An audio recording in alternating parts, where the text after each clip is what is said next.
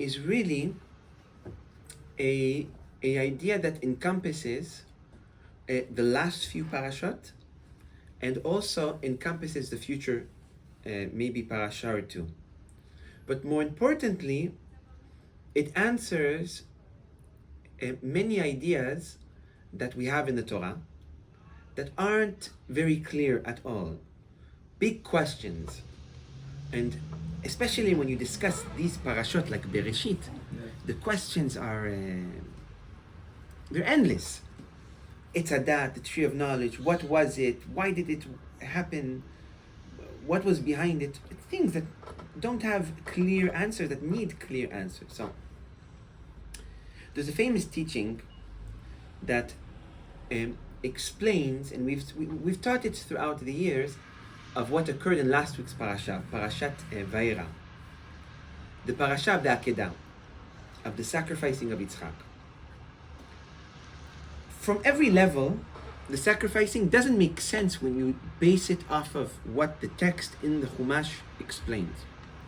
And that is that HaKadosh Baruch Hu promises to Sarah and to Avraham, you're going to have a kid, his name is going to be Yitzchak, and this kid is going to be your continuation, your bloodline will be through him.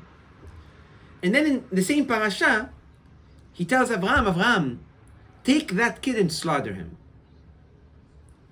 Now, from a lesson level, there's many explanations of that's what faith is. Faith goes beyond logic. But in actuality, if you're going to take God's words for what they are, which at the minimum it should be the case, you should be able to hear HaKadosh Baruch Hu's commandments or desires and understand it from a surface level, not from a lesson level.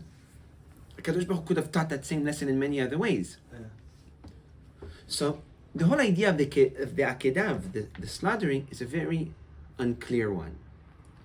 Now, a very, very important base that you have to start with is, did the Akedah ever even happen? Because in the text it says, Al tishlach et yadecha al anar, don't send your hand on the young boy. So it's not clear if the Akedah happened or didn't happen. So to start off, based off of the Zohar Kadosh and the Arizal, it's obvious to say that the Akedah happened. That Yitzchak was slaughtered, and Arizal even goes further than that. And he says that he was not only slaughtered, but he was also burned. And the angel that came down to Avraham came to eat Yitzchak's body. So there is a concept that when the sacrifices were done and they were properly done, the fire that burnt the sacrifice wasn't fire that they lit. It says that an angel which was engulfed in fire would come down and he would eat the sacrifice, or burn the sacrifice, however you want to look at it. So that was a definition of a proper sacrifice. According to the Arizal, Yitzchak was completely sacrificed, and there's a few proof to that. First of all, on a daily basis, when we do our tefillah, we read the three blessings of Tfilat Shmona Yisrael for the three avot.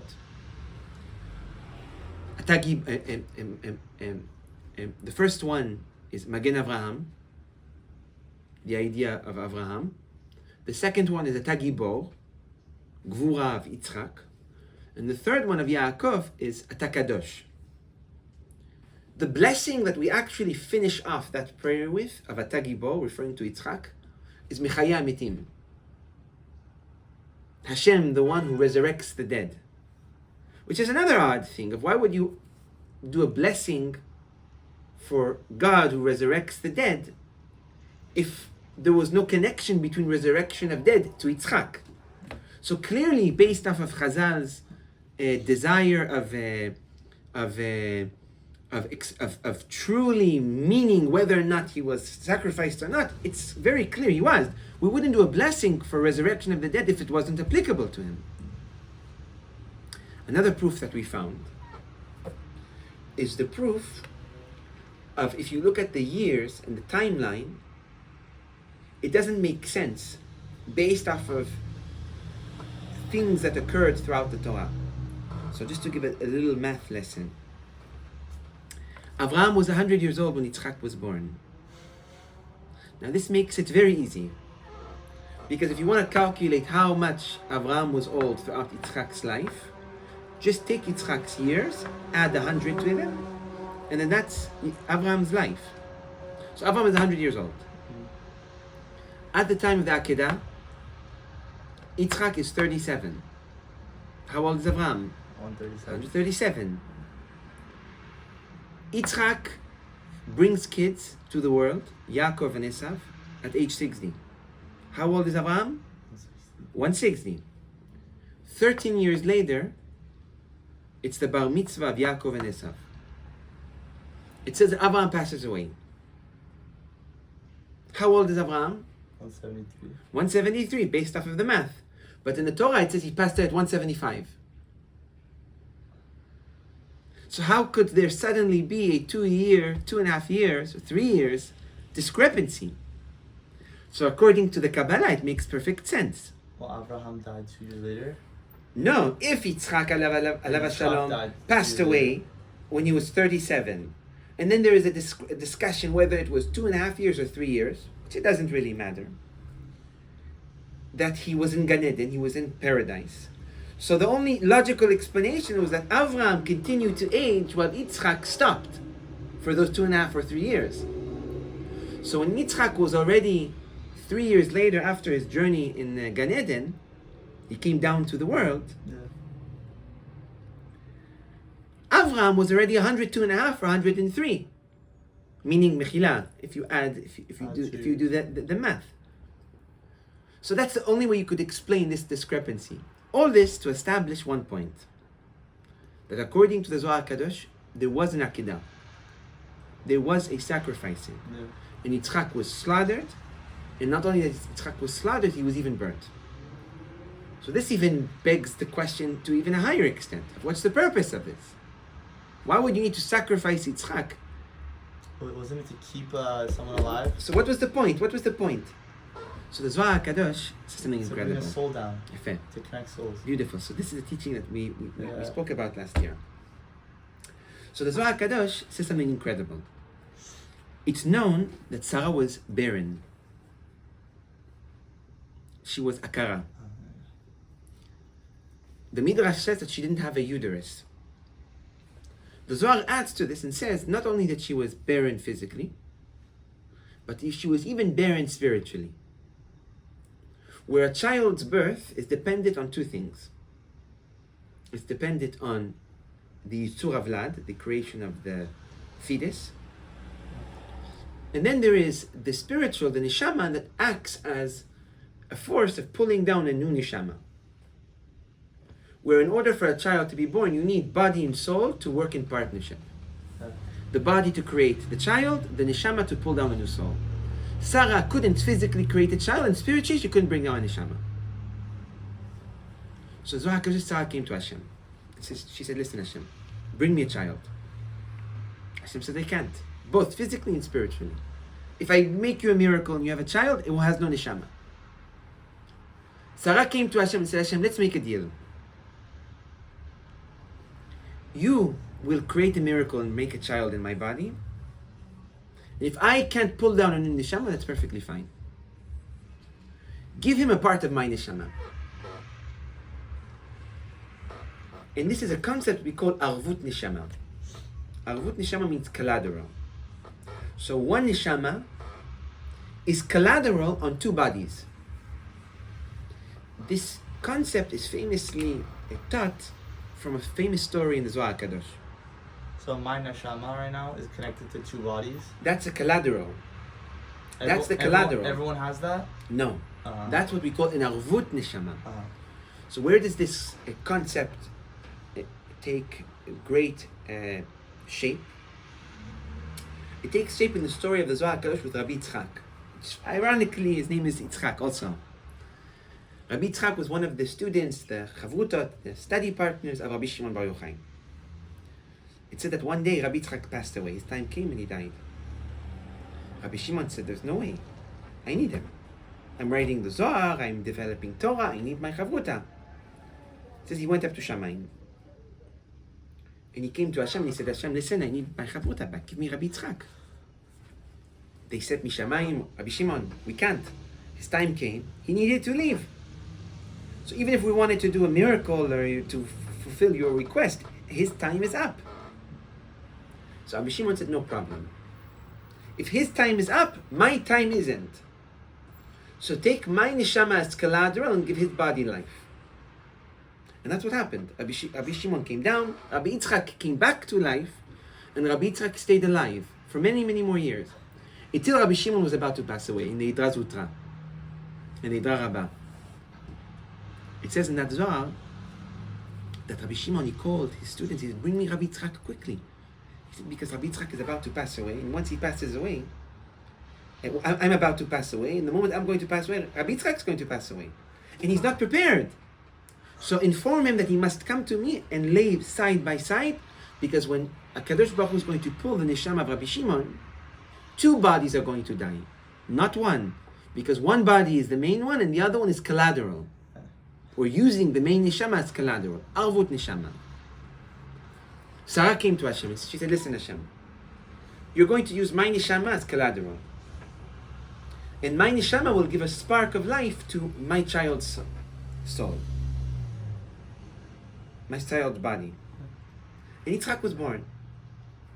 According to all the teachings, it is factual that Rabbi Yitzchak Avinu alav shalom had a woman's neshama. But nobody explains why would he have a woman's neshama. It's like Hashem did the wrong address. Instead of putting address A, he put address B. That doesn't happen. That's not possible.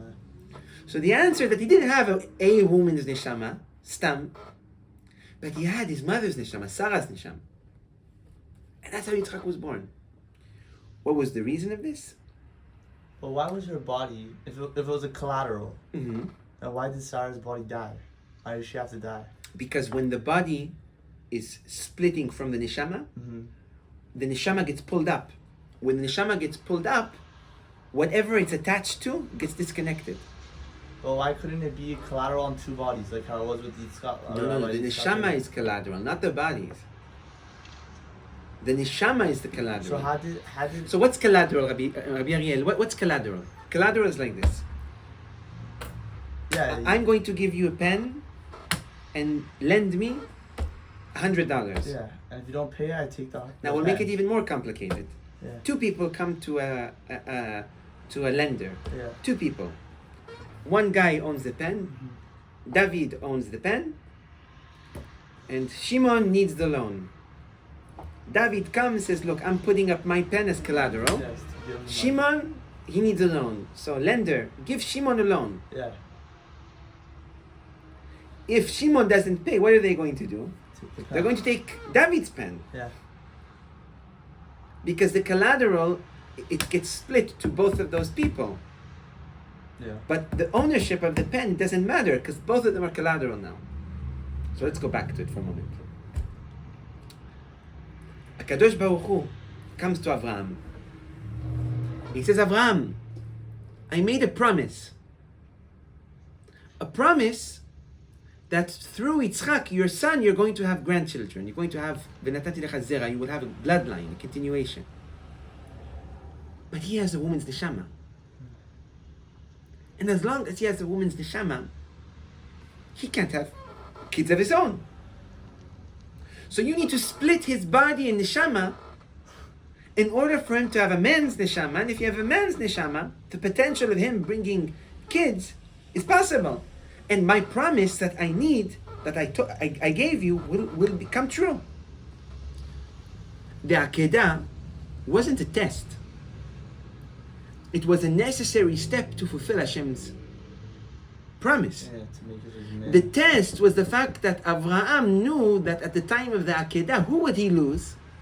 His wife. His wife, Sarah. Because Hashem comes to him, he says, I want to fulfill my promise of ensuring that through Yitzchak you're going to have kids. But the only way of ensuring that is if Yitzchak gets killed, the neshama of Sarah gets pulled up mishamayim, Sarah will die, but Yitzchak will come back to life somehow. And if he comes back to life somehow, he will have a man's neshama. The Akedah, the test was that Sarah was going to pass away. And one of the proof is that Avraham is not surprised.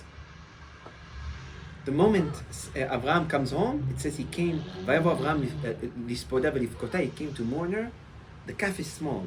Why? It says he cried just a little bit. Yeah. The man of kindness, Isha Chesed Avraham, the man that represents kindness, should be a little bit more emotional about the loss of his wife. No, he wasn't emotional because he knew. That was the test. The test was that he gave up on Sarah. He knew that Sarah would have to pass away. Just for the sake of a question, someone might ask, so how did Yitzchak come back to life? Yeah. So Yitzchak came back to life because Avraham did the same thing with Yitzchak. He the gave soul. his neshama as collateral, and Yitzchak came back to life on Avraham's neshama. We established many little details on why this is such a beautiful thing, because it answers other questions that we have. It answers, for example, it says in next week's parasha, Elo todot Avraham, Avraham olid Yitzchak. Elo todot Yitzchak, Avraham olid Yitzchak. This is the life of Yitzchak. Avraham, the one who gave birth to Yitzchak. A man doesn't give birth. Yeah, but he Through gave Avraham, his it could, because Avraham gave life like a mother gives life. Or even when Eliezer sees Yitzchak with Rivka for the first time, and Rivka says, "Who is he?" Eliezer says, "My master." It's not his master. His master is Avraham. No, it was not a lie, because Yitzchak is holding Avraham's neshama. And we also wrote something about this, that it says that Avraham and Yitzchak were born to be able to bring Yaakov to the world. We call Yaakov Bachir Sheba'avot. So Avraham and Yitzchak were born just to bring Yaakov. So why was Avraham and Yitzchak needed to bring Yaakov? Because in the Sfirot, you have Chesed, Gvura, and Tiferet. Chesed is its own thing independent. Gvura is its own thing independent to a certain extent. Tiferet only exists when Chesed and Gvura combined completely evenly. The only way Yitzchak could have been born is if Avraham and the only way Yaakov could have been born is if Avraham and Yitzchak were both together. So that's also another beautiful thing. So the Akedah happened, and the Akedah was a crucial part in order for HaKadosh Baruch Hu to fulfill his promise. But this week we asked the question, or I would even say two questions. Why is all this necessary? What's the point of it? What's the goal of it? And secondary, when we come to this week's parasha, it says, Elu shenei chaye Sarah.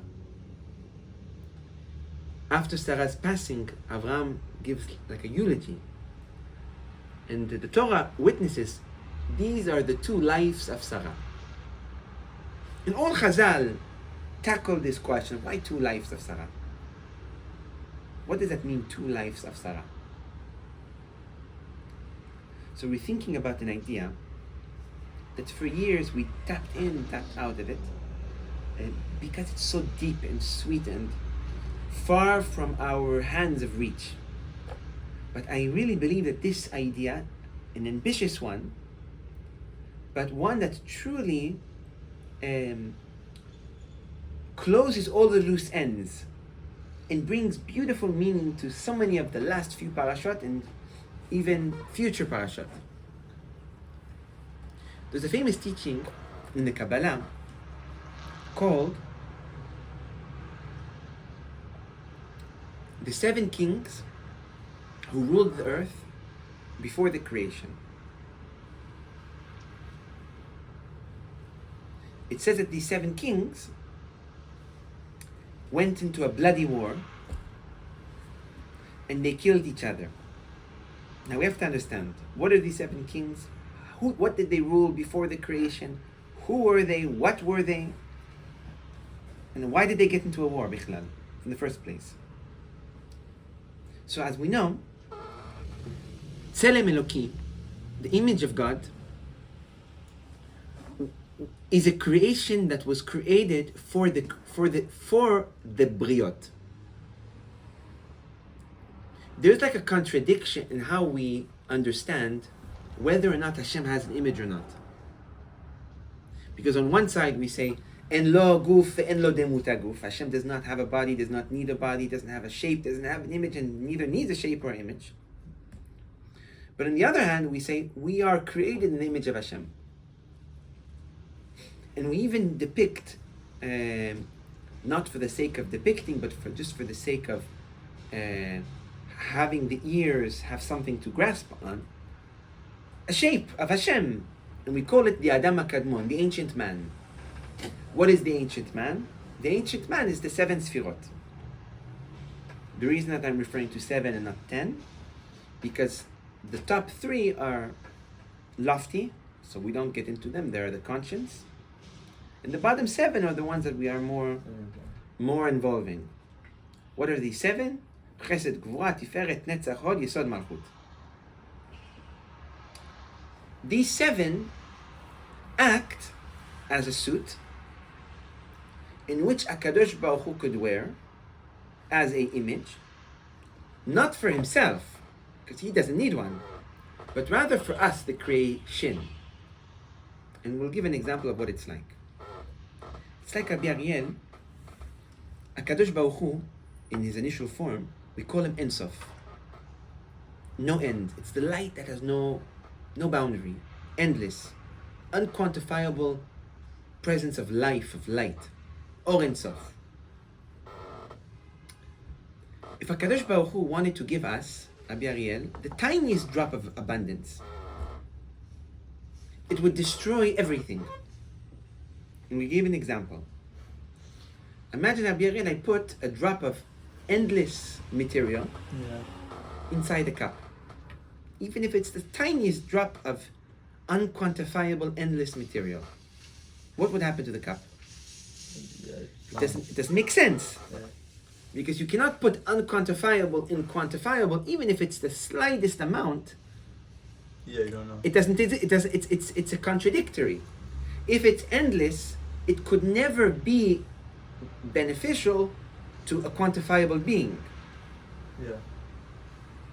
So HaKadosh Baruch Hu needed to take his endless light, or Ein Sof, and dilute it.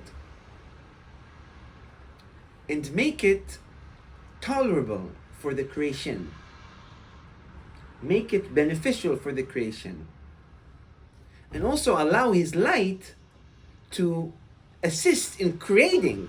Because like we mentioned, there is no logic in how something unquantifiable could create something quantifiable. Yeah. Because no matter how little of the unquantifiable you put, it doesn't make sense. Because you cannot create quantifiable with unquantifiable. Yeah. So HaKadosh Baruch Hu created faces for himself, suits for himself, in which he could use to not burn us, to not destroy us with the slightest presence of himself. This is what we call the image of Hashem. Yeah. You can look at it like a stick. Imagine there's a man that is on fire, he's very hot, and you don't want to burn everything, so you use a stick. The stick creates a distance between the hot fire and whatever you're trying to do. Yeah. Hashem created this image. This image is built off of the 7 spheres, the 7 Sefirot. The Zohar HaKadosh says, in the beginning, before the creation of our world, and even the lower world, the 7 Sefirot acted independently. So Chesed was independent, Gvura was independent, Tiferet was independent, etc. Mm-hmm. This is what we call the 7 kings. The 7 kings were not 7 people, Chas v'Shalom, but they were the 7 independent parts that HaKadosh Baruch Hu created in order to depict his image. The problem was that image, to a certain extent, was flawed. Not flawed by accident, but flawed purposely. Being that the Zohar HaKadosh says that when these 7 kings fought, or the 7 Sfirot 7 parts of Hashem image didn't get along with one another, and they killed each other, a state of lack of ability of existence was made.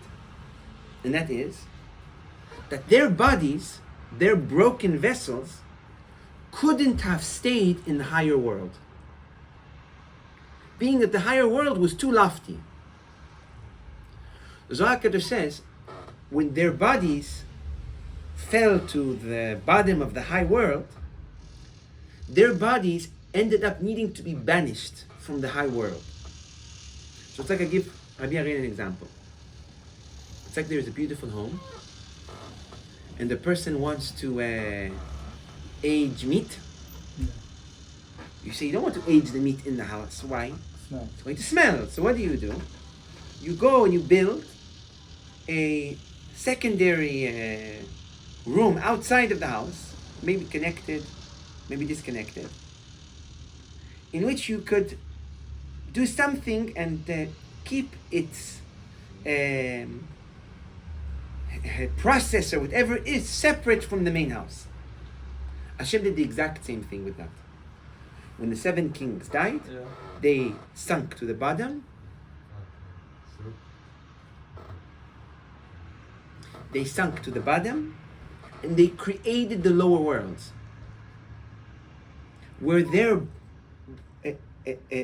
presence of lack of life needed a lower world to exist.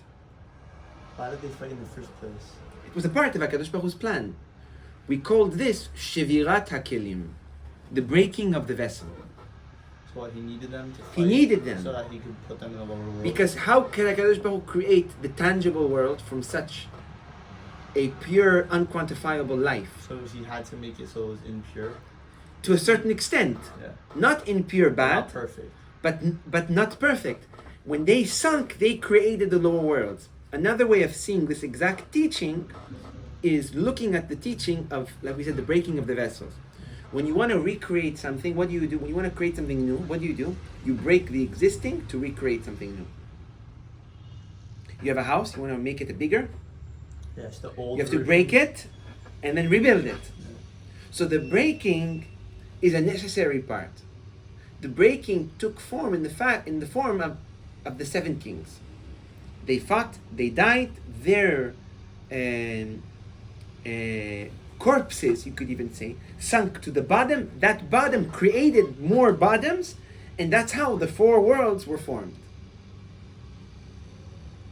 To go even further, that's how the physical world was formed. The tangible world was formed. I even wrote a teaching about this a few years ago. About how can Yetzer Hara, the evil inclination, fight us. We are in the image of Hashem, and He is an angel. Angels were created to be servants of Hashem, or servants of the image of Hashem. Yeah. How can an angel have the audacity to come and fight us? And the answer being that, how does he have the audacity? It says he uses the corpses of the 7 kings, which is the image of Hashem, to make himself equal to us. And that's how he can fight us in the same playing field. Deep teaching that I wrote a few years ago. The 7 kings, their corpses fell to the bottom world, the physical world was created. Now we have to make something clear. Their corpses were neither good or bad. We call this in the Kabbalah Nogah. What is Nogah? Nogah is one of the 3 klipot, the 3 impurities. And it's a very unique one, where it's not bad and not good. Rather, it's dependent on where it's pushed. Yeah. Nogah in many ways represents gashmiut, physicality. The physical world at its essence is Nogah. It's neither good or neither bad. It has the potential to be good and the potential to be bad. Yeah. Something that in the higher world doesn't exist. In the higher worlds, there's either good or there's either bad. You cannot play in both. The physical world holds an exclusive ability, which is Nogah, to be pushed in a positive direction or in a negative direction. We can give an example to what Nogah really is. And this is the whole class of itself. It's free will, basically. Yeah? It's not free. Free will is a gift that man has. Nogah is the elements to allow free will to exist. So it's like Abi Ariel, if I take a man and I put him inside a room of concrete and I dry the concrete. The man still has free will, but he can't move in the concrete. Mm-hmm. So you need both the ability of space to move and you need the entity with the free will. Nogah is the ability. Mm-hmm. So to give an example of what Nogah is like, it's like money. Money is Nogah. It's drenched in Nogah. Gold, drenched in Nogah. Nogah is basically something that has the ability to either do very good or do very bad. And the more good or bad that thing could do, it can also have the ability to do the opposite. So if something's very bad, it could be very good. If something's very good, it could be very bad. Money is an example. Wealth is an example. There's even a Zohar that says a woman is an example. Nogah. There's a teaching in the Zohar, and my great-great-grandfather Rabbi Yaakov Abuchatzira and Marsuf Alavan brings it, says that the 7 kings, in their essence, created Nogah. Because their dead corpses created the lower world in which lies materialisticness, something material, which holds the ability to be persuaded to a positive or negative. Nogah could be described in the most perfect way as Etz Hadat Tov Vara, tree of knowledge, good and evil. Where the good and evil represents Nogah, where Nogah could be good or it could be evil. Money could be good, could be evil.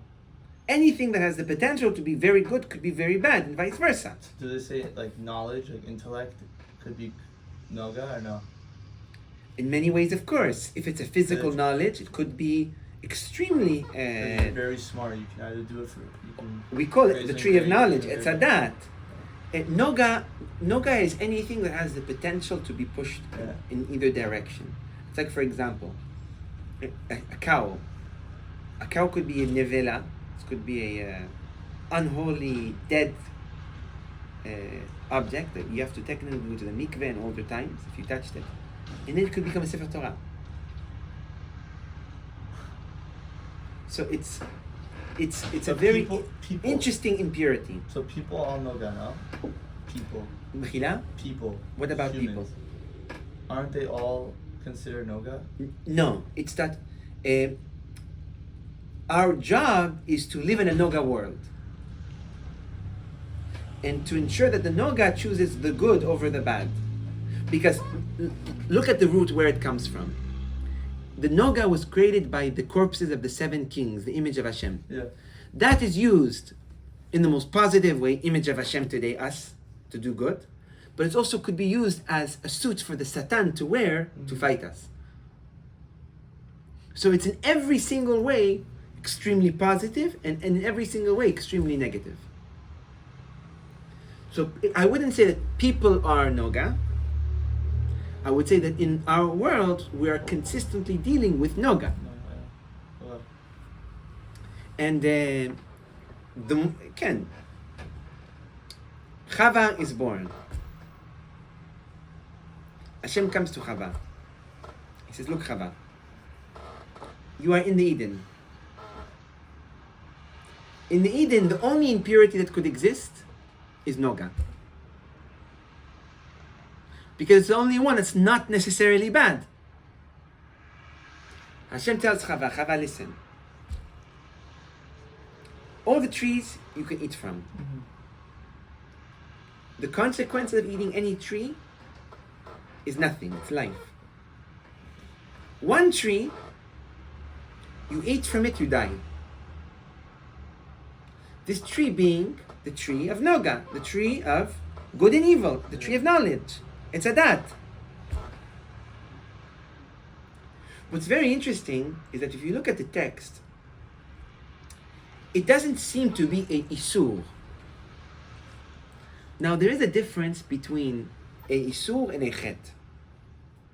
Not saying that one is more permissible than the other, but just in definition.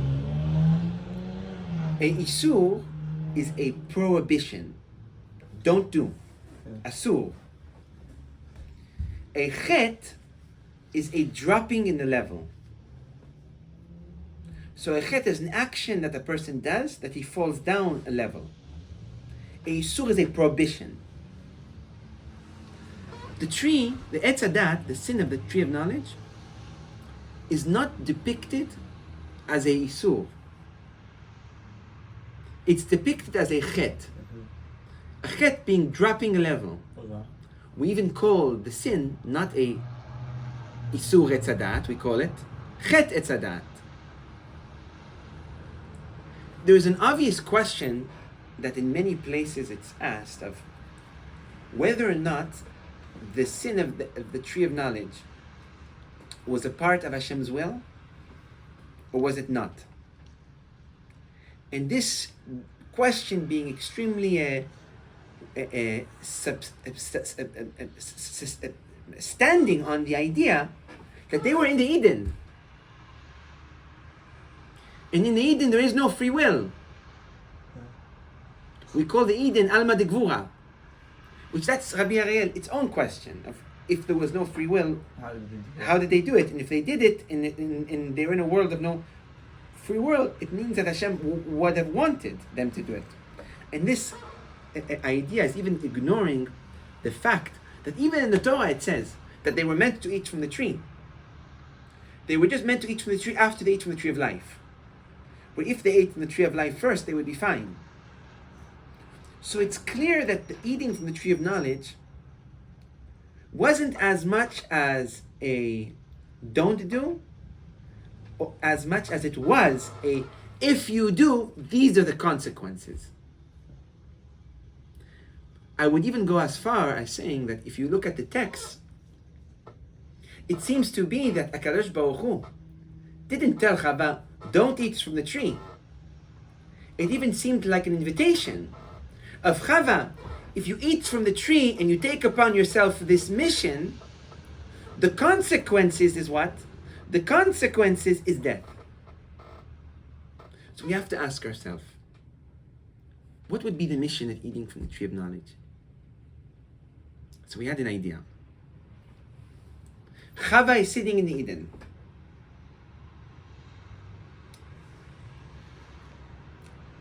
Everything is perfect. There is one place in the Eden that there lies the corpses of HaKadosh Baruch Hu's image. The original image. The original image being the seven kings. The source of Nogah, the tree of knowledge. At that point, they were the first thing that died. Yeah. Where death wasn't a thing in any other place. And the problem was that to death there was no reparation. To death there was no medicine. To death there was no solution, because HaKadosh Baruch Hu had no need for it. There was no need to create resurrection. Yeah. There was no need to create a medicine to death. So the world's status was stagnant at it, in a form of world is perfect, Hashem's image in the form of the seven kings. They're broken, they're damaged, they have no reparation, and they sit there. Chava had an idea. She said, how can I fix and repair death? How can I fix and repair the broken vessel of the seven kings that have no tikkun, they have no reparation. She had an idea. She said, maybe if I eat from Etz Hadat, from the tree of knowledge, I will unleash death on the world. I will unleash Nogah in the world. And in that way, I will force Hashem to create a solution. What's very interesting is, what is the symbol of healing of man, Rabbi Ariel, till today? On every ambulance you will see it, on every medicine jar. No, the snake. Every single place of health, the symbol of health is the snake. We said, maybe we can say that Chava said, if I eat from the tree, I'm taking a mission. That mission will cause death, but that death will cause Hashem to need to create resurrection. And that resurrection, once it exists, it could apply to all. Chava said, I'm going down this path. She ate from the tree. Adam eats. Hashem comes to Adam and he says, Adam, what did you do? You ate from the tree. What does Adam say? He says, no, Hashem, it wasn't my choice. I didn't go down this path because I chose to do it. Chava did. Not that he blamed Chava, oh, she sinned. It's no. Chava pulled me down this mission that I have to go now, whether if I like it or whether if I don't. Chava unleashed death to the world, but maybe with the intention to force Hashem to create a reparation. For those 7 kings. Chava comes back as a reincarnation. The Zohar, Rabbi Moshe Pinto, Arizal. What's the first time Sarah comes back as a reincarnation? Chava. She comes back as a reincarnation in the body of who? Of Sarah. Sarah now needs to complete 2 missions. Her own mission and the mission of who? Of Chava. She comes to Hashem. She says, Hashem, I want a child. Hashem says, Chava, Sarah, you have a problem. What's the problem? The problem is that you're unable to physically, spiritually. She has an idea. The idea of the collateral of neshama. Hashem, give me a child with my neshama. But this is the condition, Hashem, that I want this child. That you swear to me that through this kid I will have a bloodline. Hashem accepts the promise. But the moment Hashem accepted the promise that through this child there will be a bloodline, what Sarah did, she forced Hashem to create resurrection. Yeah.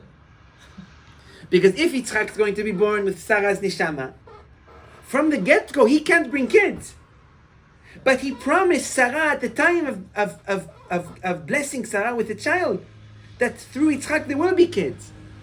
What Sarah did, she put HaKadosh Baruch Hu in a place that now he needs to create resurrection. For what purpose, you might ask? For the purpose of fulfilling his own promise. Where in order to fulfill his promise, Yitzchak is going to need to die to separate Sarah's neshama and come back to life to receive a man's neshama. Yitzchak gets sacrificed. The moment she gets sacrificed, what does Hashem need to do?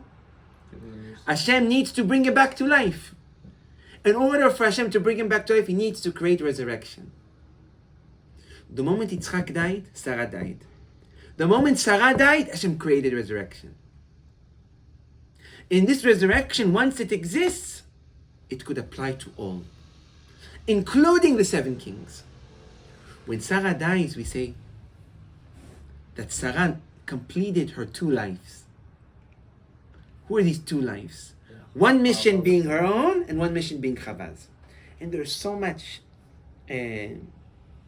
small details that you can find throughout this week's parasha that allude to this idea.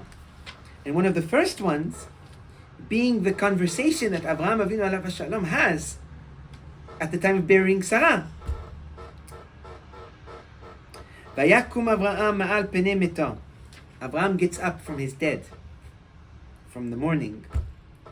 Vayomer lebnei chet. He talks to bnei chet. Rabbi Yaakov Abuchatzira, my great grandfather, says, who is these bnei chet? Who is these bnei chet? We mentioned, what is the difference between a Isur and chet? Isur is prohibition, chet is falling down in level. You're going down in a level. Avraham is talking to Bnei Chet. Who is Bnei Chet? Rabbi Yaakov Buchatzira says, Bnei Chet is he's talking to the 7 kings. And he tells Bnei Chet, Ger v'toshav anochi imachem. I am a foreigner, but also now a resident amongst you. Now Sarah went to death the same way the 7 kings went. תנו לי אחוזת קבר ואקברה מתי לפניך. Give me a place to bury my wife amongst you in order that she will rest with you.